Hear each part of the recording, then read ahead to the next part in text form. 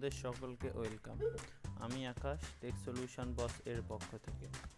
আজকে আপনাদের সাথে আমি আলোচনা করব, আপনারা এখানে দেখতে পাচ্ছেন যে আমি ল্যাপটপটি চার্জে দিয়ে রেখেছি, কিন্তু আমার ল্যাপটপের চার্জিং আইকনটা নাই। আমি আজকে এটা কেমন করে আমরা ফিরিয়ে আনতে পারি সেই বিষয়টা নিয়ে আলোচনা করব। চলুন আর কথা না বাড়িয়ে শুরু করা যাক। সেই জন্য আমাদের এখানে দেখতে পাচ্ছেন টাইপ হিয়ার টু সার্চ, এখানে ক্লিক করতে হবে। ক্লিক করার পরে এখানে লিখতে হবে কম্পিউটার ম্যানেজমেন্ট। দেখুন উপরে চলে এসেছে এই যে কম্পিউটার ম্যানেজমেন্ট, এটাতে ক্লিক করতে হবে আমাদের। তারপর আমাদের নতুন একটি পেজে নিয়ে যাবে। এখানে আসার পরে আমরা দেখতে পাবো ডিভাইস ম্যানেজার, এটাতে আমরা ক্লিক করব। ক্লিক করার পরে আমরা এখানে দেখতে পাবো যে ব্যাটারিজ, এটা আমরা ওপেন করব। ওপেন করার পরে আমরা এখানে দেখতে পাবো মাইক্রোসফট এসি অ্যাডাপ্টার এবং তার নিচেরটা মাইক্রোসফট এসি পিআই। এটাতে আমরা রাইট ক্লিক করব।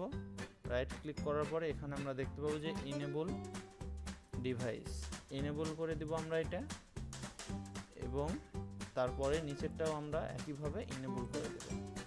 তাহলে কি হবে, তাহলে আপনারা এটা যদি আমি নামিয়ে দিই এবং এখানে যদি দেখেন, তাহলে আপনারা দেখতে পাবেন যে আমার এখানে চার্জিং আইকনটা চলে এসেছে। এটি খুব একটি সহজ বিষয়, যারা জানেন তারা তো জানেনই, আর যারা জানেন না আশা করি তারা খুব সুন্দরভাবে বুঝতে পেরেছেন। এরকম শর্ট টিউটোরিয়াল পেতে আমাদের চ্যানেলটি সাবস্ক্রাইব করে রাখুন এবং ভিডিওটি শেয়ার করে আপনার কোনো বন্ধুর সমস্যা থাকলে তাদেরকে সাহায্য করুন।